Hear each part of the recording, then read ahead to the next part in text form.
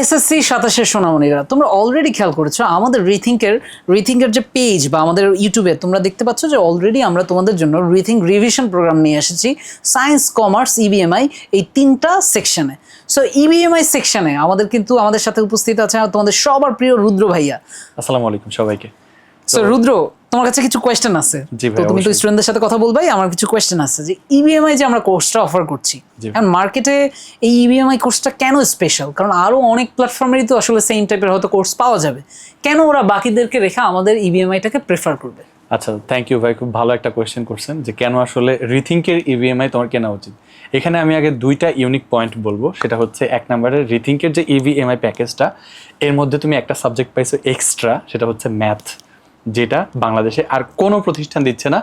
ইভিআই শুনেছো, English, Bangla, ICT, but general math এটাও কিন্তু আমাদের 3 গ্রুপের স্টুডেন্টদেরই রয়েছে, সায়েন্স, কমার্স, আর্টস।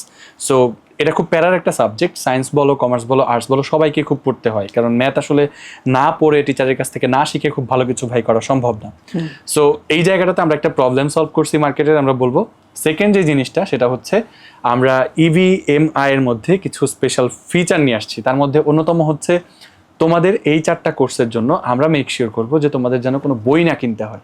যেমন আমি প্রত্যেকটা ক্লাস শেষে ওই টপিকের উপরে বিভিন্ন যে স্কুল কলেজগুলো রয়েছে, ক্যাডেট কলেজগুলো তো স্কুলের নাম থাকে না, কিন্তু স্কুল ক্যাডেট কলেজ, ঠিক আছে? সো ওইখানকার যে প্রশ্নগুলো হয়তো সলভ করতে পারলে তোমার সব থেকে কঠিন প্রশ্নগুলো সলভ করার অ্যাবিলিটি ক্রিয়েট হইতো। সো টেস্ট পেপার যাতে কেনা না লাগে সেই জন্য ওই প্রশ্নগুলো সাজেশন ভিত্তিক তোমাদেরকে দিয়ে দিব। অ্যান্ড ধরো যেই শব্দগুলা তোমাদের আসলে জানা উচিত, মেইনলি এসএসসি পরীক্ষা ইংলিশের ক্ষেত্রে কি হয় দেখবা যে রাইট ফর্ম ভার্বের নিয়ম সব জানি, বাট আমি ভার্বটা নামাতে পারছি না। প্রবলেমটা কোথায়? প্রবলেম হচ্ছে ভাই ওরা ওয়ার্ড মিনিং জানে না।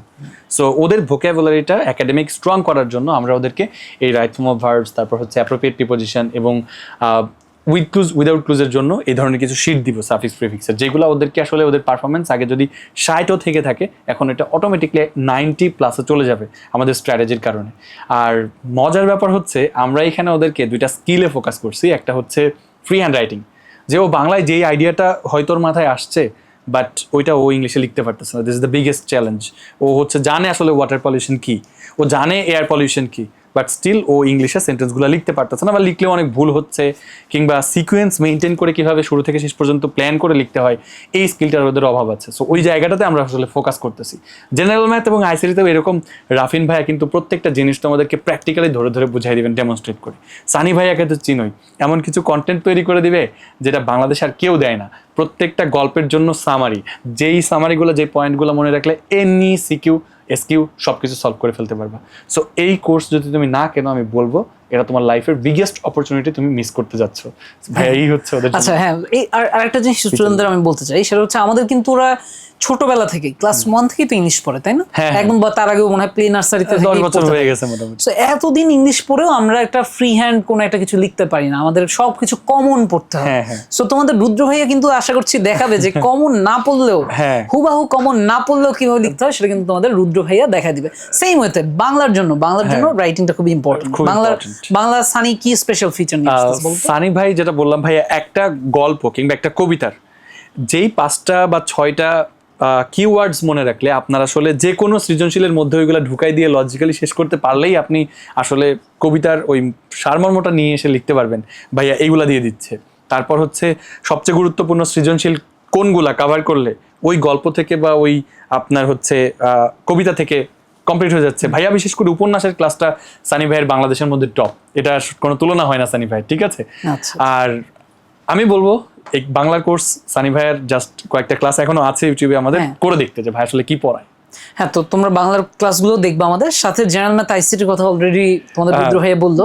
সো জেনারেল ম্যাথ আইসিটিতে যেমন আমাদের রাফিন যখন ক্লাস নিবে, এই সাবজেক্টটা হচ্ছে বিশেষ করে সায়েন্সের স্টুডেন্টদের জন্য হয়তো জেনারেল ম্যাথ বা আইসিটি অত একটা প্যারা হবে না, বাট তুমি যদি চিন্তা করো কমার্স আর আর্টসের স্টুডেন্ট, তো ওদের জন্য এটা কতটা প্যারা দেয় তোমার মনে হয়?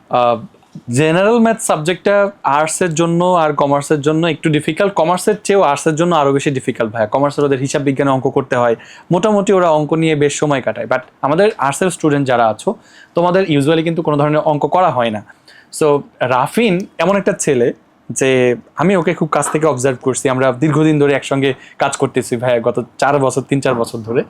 সো রাফিন স্টুডেন্টদেরকে যেটা শেখায় এবং নিজেও হয়তো ওইভাবেই শিখছে, একটা অঙ্ক আসলে টাইপ ভিত্তিকে যে এখন যে ট্রেন্ড আসছে 25-26 ঘন্টার ক্লাস, এরকম না। অঙ্ক আপনি দেখবেন, নিজে চিন্তা করবেন, নিজের ওয়েতে সলভ করা শিখবেন স্টেপ বাই স্টেপ। এই জিনিসটাই হচ্ছে অঙ্কের স্কিলে দরকার, যে আপনি একটা 10টা অঙ্ক আপনি আসলে করতে করতে মুখস্থ করে ফেলছেন, বাট আপনাকে নতুন একটা জেনারেট করে দিলে আপনি আর পারছেন না। সৃজনশীলে তো মেইনলি এই চ্যালেঞ্জটাই ফেস করতে হয়, ওই প্রবলেমটা রাফিন আসলে সলভ করবে তোমাদের। তাহলে মনে হচ্ছে আমাদের ইভিএমআই যে কোর্সটা, এটা যদি কোনো স্টুডেন্ট করে, সেটা কমার্সের স্টুডেন্ট হোক, আর্টসের স্টুডেন্ট হোক, সায়েন্সের স্টুডেন্ট হোক, ওর কিন্তু এই সাবজেক্টগুলো তো কাইন্ড অফ একটা মাস্টার হয়ে যাবে। মাস্টার হয়ে যাবে। আর একটা দারুণ জিনিস, সেটা হচ্ছে রাফিন কিন্তু তোমাদেরকে ক্যালকুলেটর হ্যাকস অলরেডি জেনারেল ম্যাথে আপলোড করছে। তো এই জিনিসগুলো তোমাদেরকে কোর্সের মধ্যেও প্রত্যেকটা এমসিকিউতে অ্যাপ্লাই করে দেখাবে, যে দেখো তুমি টোটাল যে তার 30টা এমসিকিউ থাকবে, এর মধ্যে তুমি কিন্তু অলমোস্ট 20টাই ক্যালকুলেটর চেপেই কিন্তু সলভ করে ফেলতে পারবা। সো রাফিন কিন্তু ভাই এখানে খুব দারুণ জিনিস একটা করছে, আমি বলবো। আচ্ছা, সো তোমরা জানলা যে কেন আমাদের ইভিএমআই কোর্সটা তোমাদের আসলে পারচেস করা উচিত।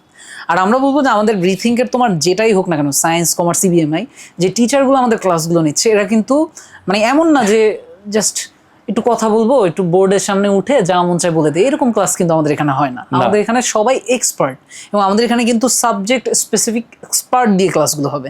এমন না যে রুদ্রকেই আমরা ইংলিশের বাইরে বাংলা, ম্যাথস, আইসিটি সব জায়গায় দিয়ে দিব। রুদ্রর এক্সপার্টাইজ হচ্ছে ইংলিশে, সো রুদ্র নিবে ইংলিশ ক্লাস। সানি ভাইয়া বাংলার এক্সপার্ট, উনি নিবে বাংলা ক্লাস। রাফিন ভাইয়া সে হচ্ছে আইসিটি আর ম্যাথসের এক্সপার্ট, সে নিবে সেই ক্লাস। Definitely, তো সাবজেক্ট ওয়াইজ এক্সপার্টরা ক্লাস নিবে। সো কেন দেরি করবা তোমরা, আজই পারচেজ করে ফেলো ইভিএম এর কোর্সটা। থ্যাংক ইউ সো মাচ, দেখা হচ্ছে কোর্সের মধ্যে।